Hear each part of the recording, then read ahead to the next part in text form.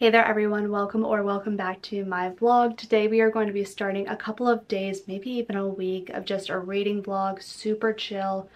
That's it.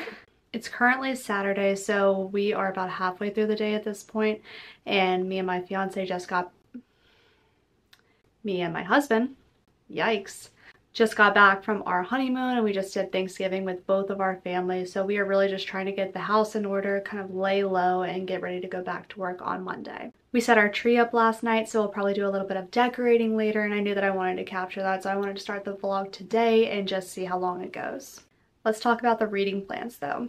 So currently I'm about 36 pages into Love Theoretically by Hazelwood. This was a recommendation by my friend Darlene, and this will be my 100th book of the year, which is insane that we're already here. I can't believe it. Last year I read 81 books in the whole year, and I'm about to hit 100 with still a month to go, which is just, it's so crazy. I can't believe that this is what I am doing as a hobby. I can't believe it. And it's very fun to see how that evolves, you know? Like, I wouldn't believe that I could read 100 books in a year. Last year I was just pushing to get to, I think, 75 maybe. But you just get better at it with time. I started listening to audiobooks, and that is not what we're talking about here, so I'll cut that off. But I was putting a lot of pressure on my 100th book. I wanted it to be a fantastic read for me, and so she recommended this, and I am really enjoying it already. Allie can really do no wrong. Our main male character has already been compared to a refrigerator, like his stature has been compared to that. So I have read The Love Hypothesis by Hazelwood, but I did not read Love on the Brain, so I'm gonna have to go back and read that one.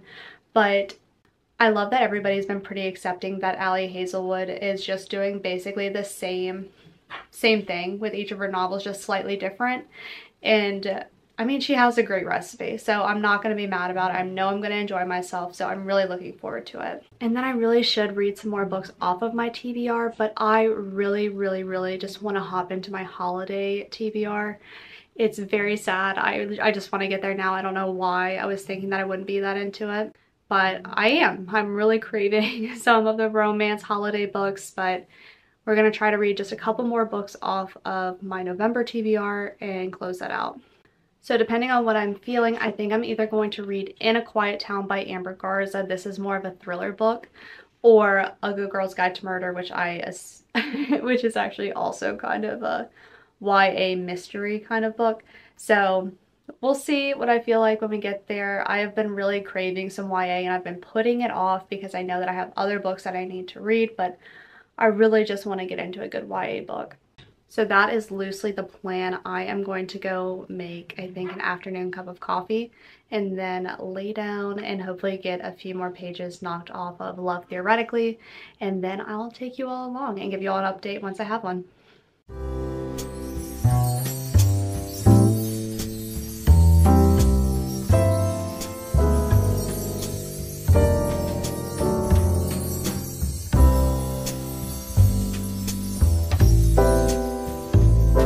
Good morning everyone. It is the next day now, and I wanted to give you all a little bit of an update. Obviously we did not decorate last night.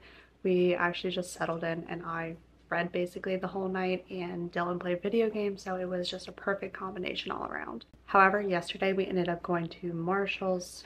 He wanted to go, and so I said, oh, I'll go, whatever, and I was the one who walked out with stuff, and he walked out with nothing. Typical. But I wanted to show you guys two Christmas mugs that I got. I'm a big Christmas mug generally girl, and so I thought these were super cute. Also, I really like big mugs. The bigger the better.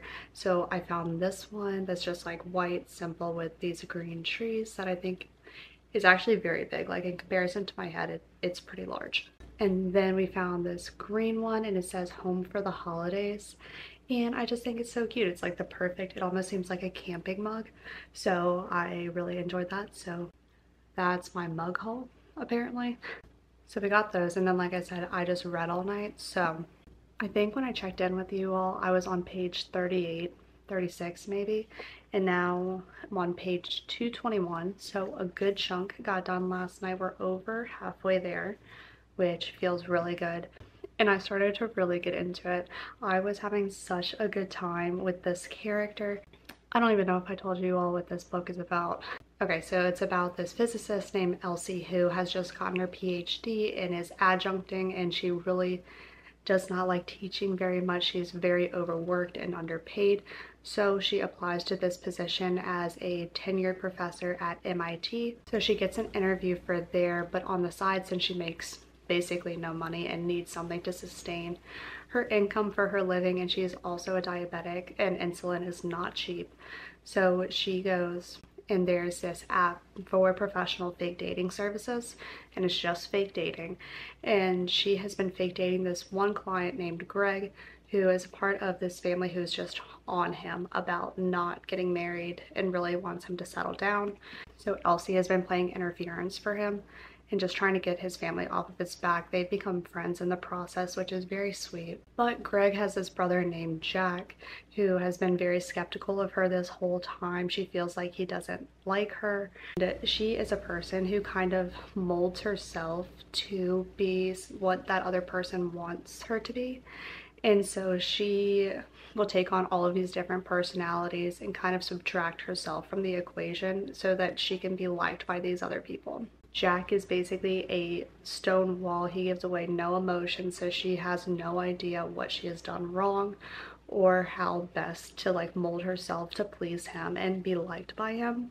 And so since she's been fake dating his brother, she comes up with this whole fake personality about how she's a librarian and everything so that nobody gets too close to her. But when she shows up for this interview, she finds out that Jack is actually the director of the physics department or something at MIT, and he is just very confused because to the best of his knowledge she's a librarian, and he is just very all of a sudden very defensive and feels lied to, has no idea what to do with this Elsie person. So I'm about halfway through now and we've watched her go through this interview, and she really does not like Jack because she cannot figure out what his deal is, why he doesn't like her. And he's basically saying like, you're not gonna get this job. And she's like, watch me. And it has been very fun to see her just be excited about this stuff. She is really BA. There's a lot of very big terms in here, and I would kind of wish I was reading it on my Kindle so I could easily look up the terms and what they mean, but I think even looking them up, I still might have no idea what they mean. Like, it's physics. I never took a physics class, and I assume I wouldn't be very good at it anyway. So that's that. It is such a good time. At one point I was crying and then I was giggling uncontrollably. So I am having such a good time with it. Allie is again comparing him. I think I already told you all that he had already, our main male character Jack has already been compared to that of a refrigerator. Elsie saw his bed and just went on this whole tangent about how it's the biggest bed she's ever seen and how it was specially created for a man of his stature, and it's so funny. I mean, like, once you accept that's what you're gonna get from Allie Hazelwood, it's just entertaining, so I'm not even mad about it. But that is my reading update, and today, I mean, it's like 8:30 right now, so I think what I'm gonna do today, I'm gonna film my bookish gift guide. I love giving and receiving gifts. It's my love language, so I'm really excited to film that. I'm going to edit my holiday TBR and book recommendation video, and then hopefully clean the house and actually decorate. So, and then also read. I would love to finish this book today because I'm already halfway through and it didn't take me that long to get there, but it's also almost 400 pages, and like, you all know how I feel about very long romance novels, so I won't get into that, but it has been very entertaining. I might not even mind that it's that long. And those are my updates, so I will check back in with you all when I have another one.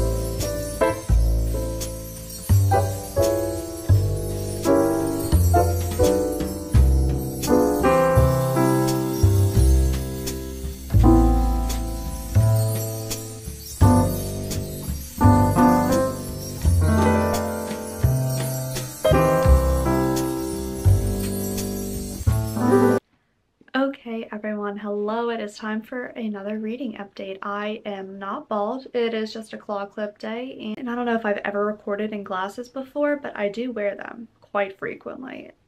So here I am in all my glory. That is the first Monday back at work after 2.5 weeks off. It went as well as you could expect, and we are done with it, and I am very thankful for that, and we will just do it all again tomorrow. On a brighter note, last night I finished Love Theoretically by Hazelwood, and I gave this 5 stars. It was so good. I was really sitting there thinking, like, am I about to give 5 stars to a STEMinist novel that I've had different flavors of already? And the answer is yes. I cried, I was laughing out loud, and I was also on the edge of my seat when the conflict was coming because I really didn't want the main characters to be fighting because I just thought they were so perfect together. And I was like, no, like, I don't want to see them fight. They have to end up together, and it's a romance novel. Obviously that's going to happen, but I just really didn't want to see them fight.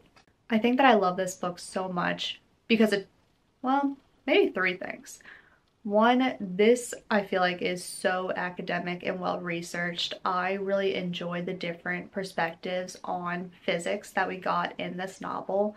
I hope that it's real because I feel smarter because I read it, and we love a book that makes you feel smarter, but I really enjoyed that aspect of it. Academia is so much fun to read about. I don't want to go back to it, but it is a really good time to read about. 2, I think that Elsie is just so relatable to so many different people who always want to put their best foot forward, sometimes aren't their authentic self, so that you are liked by somebody else or you don't rock the boat too much, and so you just give up little pieces of yourself in the process. And I thought that that was just really interesting to see that in a main character, and how she was also just a total awesome person underneath all of those other personalities that she had. It was just really amazing to see that, and also watch her kind of take back her own personality and stop doing these things that she thinks that other people want to see, because the real her is good enough. Sounds very cheesy when I say it, but I promise it comes across a lot more eloquently and well done. So I really like that about Elsie's character. Now Jack's character, as you can imagine, he is a freakishly large man with big hands, big everything. It's not a spoiler because in her dedication she talks about, for the people who've been here since Adam and Olive from The Love Hypothesis, and we get a cameo of them in this book, and it's so funny because Adam and Jack are the same size. They were both described as like these insanely impossibly large men, and they are of equal stature, and I just thought that that was so funny. But Jack is amazing. He fell first. He was just so admirable. He was the best book boyfriend. Honestly, I'm definitely going to have like a book crush on him for a very long time. He has like tattoos and they're like molecules. He was so hot. He was very large, but he also really took the time to get to know the real Elsie.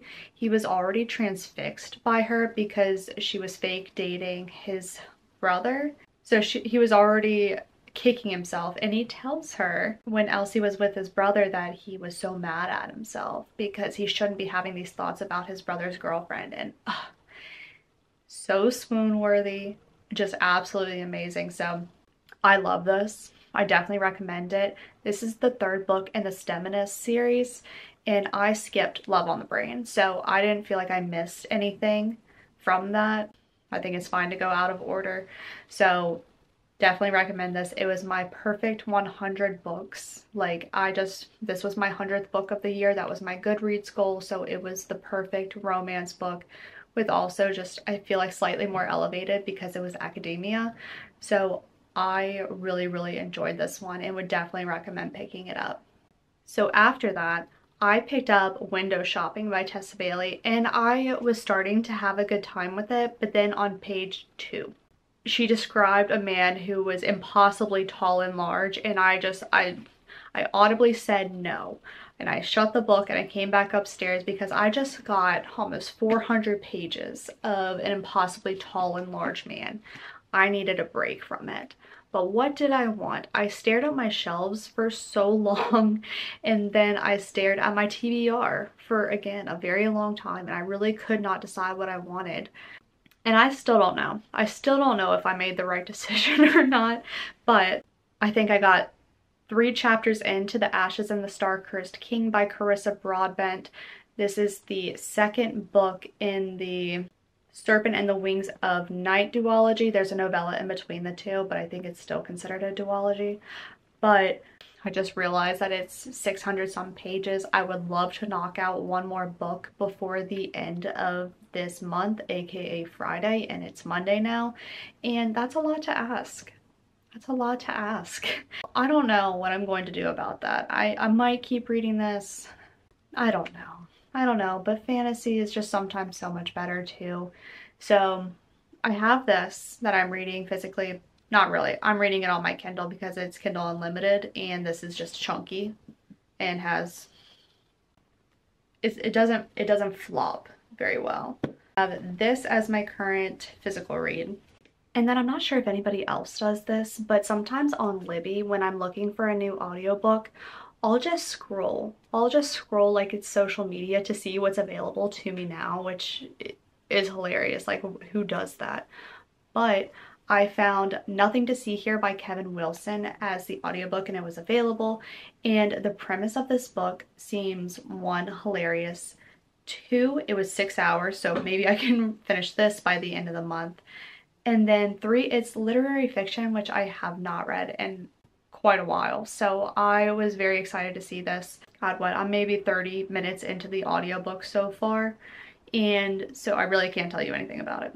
Truly not much. We're just setting the grounds for what's about to happen. So hopefully when I come back with another reading update that I'll hit you out with something more profound, maybe a summary. We'll see what happens. But this is my audiobook. Just showed you my current read.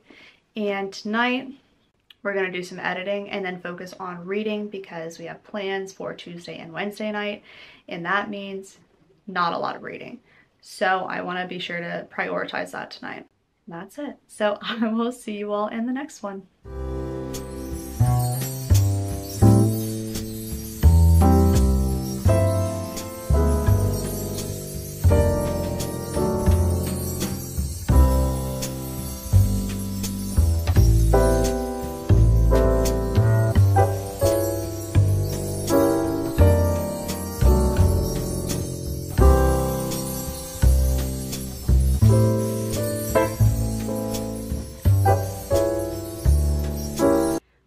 Good morning, everyone. It is Thursday morning now. I have had plans the past 2 nights, so I haven't really done any updating, but I also haven't done any reading, so that's why I haven't really been updating either. But I do have a quick reading update for you all.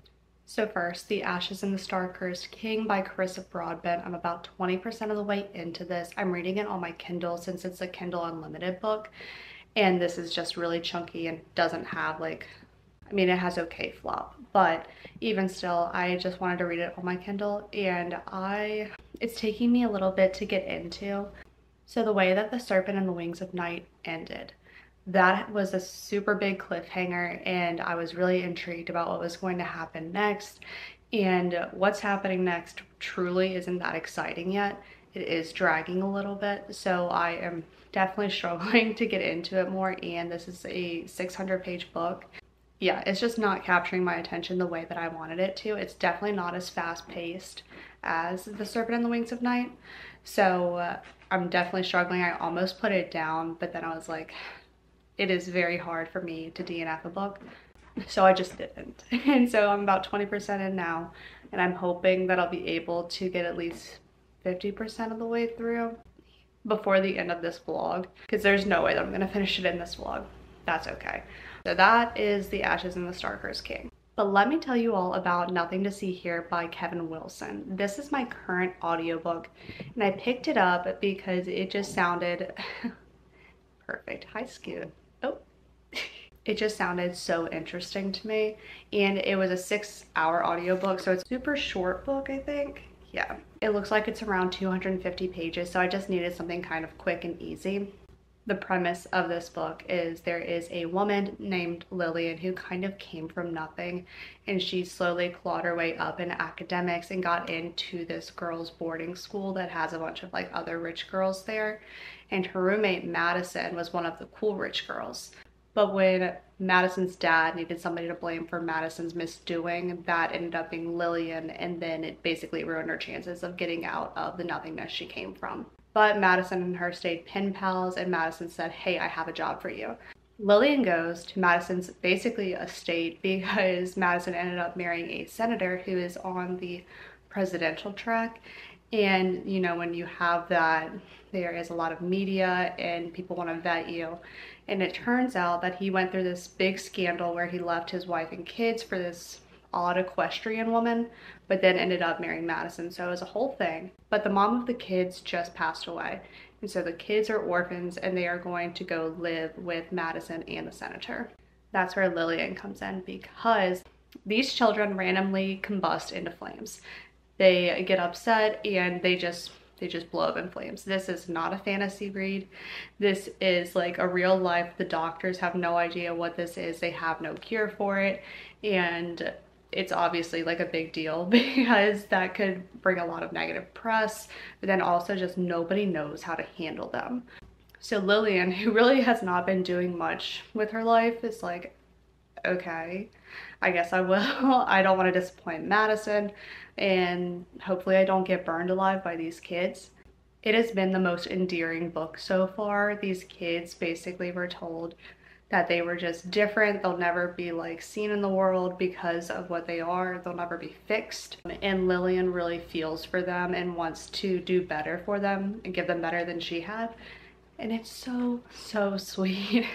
But also the voice in this book is absolutely hilarious. I think this is a perfect audiobook. The narrator does such a good job conveying how this Lillian character feels. I'm loving it. I'm having such a good time with it. I am about 65% of the way through the audiobook now. I'm flying through it. And I don't know anything about Kevin Wilson, and I'm having like the best time with it. So I'm gonna have to check out more of what he's written because yeah, I'm loving it. So that is my reading update. I am very hopeful I'll get to do some more reading tonight. We have no plans tonight except to make dinner, and I'm very excited about that. So I will come back to you all when I have another update. Say bye, Scoop. Oh. Coming at you with the sideways angle. How weird is that? But it is Sunday now, so we are over like a week in this vlog. So whoops, but here we are. And I am 60% of the way through The Ashes and the Star Cursed King, and I want to binge this book so bad today. So we are gonna try to knock this book out. My Kindle says that I have about 4.5 hours left on it. So we are gonna try to binge it and get this done today and hopefully just make it happen. And then we can kind of wrap this vlog up. So I'm gonna take you along to do that, but let's try to knock this book out so that I can start my Christmas reads next week. Let's go.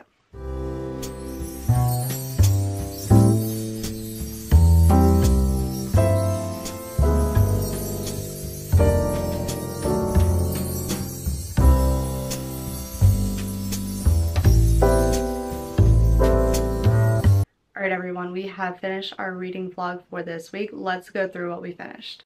First off, we finished Love Theoretically by Hazelwood, and I feel like I read this forever ago, but it was definitely in this vlog, and it was so good. I just still think about it. It was so much fun. 5 stars. Definitely would recommend picking up. Nothing to See Here by Kevin Wilson. I listened to this as an audiobook and absolutely loved it. I also gave this book 5 stars, and that is very rare for me to give 2 5 stars in a single week, but I also just loved both books so much that I felt like they deserved it. The way that Lillian endeared herself to these children and then them in return learning to trust her was just so sweet. This was absolutely heartbreaking, but also at the same time was putting your heart back together. It was so sweet watching these children go from just fending for themselves, believing that they'll never be anything or really do anything because of what they have, and then just becoming these brand new people. It was So sweet. I absolutely loved it. And also, it was hilarious. I was laughing out loud because I could not imagine a situation like this. And the way that our main character responded to it was just so blunt, and like how everybody else would respond to it too. I loved it, and also really loved the audiobook. I feel like the narrator captured our main character's perception and her voice really, really well. So I would definitely recommend picking this one up. And then lastly, after about 4.5 hours of reading yesterday, I finally finished The Ashes in the Star-Cursed King by Carissa Broadbent, and I ended up giving it 4 stars. I really ended up enjoying this book. It did pick up for me, but the first part, like the first 50%, was much slower. The pacing was just a little bit off. And when the first half is like 300 pages, you definitely get thrown a bit. It makes it pretty rough to get through. But once you got to the 50% point, that's when I noted I was really starting to enjoy it. I definitely still really recommend this series. It was really good. I really enjoyed the resolution and how everything came together at the end. It was unexpected, but in the best way. Also, I was really hoping that we would get more from Lilith and Vale, who are the main characters in Six Scorched Roses. We do get to see them, but I was really hoping to maybe have more of them and even their own POV. That would have been really, really good. Also, the tension in this book was so fantastic. I loved having Rain's point of view. It was like life-changing how much he worshipped Araya. I just could not put into words how much I love this man. I was highlighting in my Kindle and I went back at the end to see my highlights and I was just like, Rain is just everything. He is just the best and I just love him so much. So this was really enjoyable. I definitely recommend this series for beginner fantasy readers because it is pretty easy conceptually to get. Overall, it's just very good. It has like the perfect amount of romance in it as well. So definitely would recommend. And those are all 3 books from this vlog. I'm very excited and happy that I got through them. I ended up moving The Ashes in the Star-Cursed King and Nothing to See Here onto my December TBR. So it's very cool that I already have 2 of those books knocked out within the first couple of days. Like, that feels pretty good. But anyway, I hope you all enjoyed this reading vlog. I really enjoyed it. I really love going back and seeing what I thought about the different things when I was reading them. But also I'm really looking forward to next week, I guess this week technically. But I'm going to be doing an entire reading vlog just on Christmas romance books, and I'm really, really looking forward to that. So I hope you all will stick around for that one as well, and I will hopefully see you in the next one. Bye!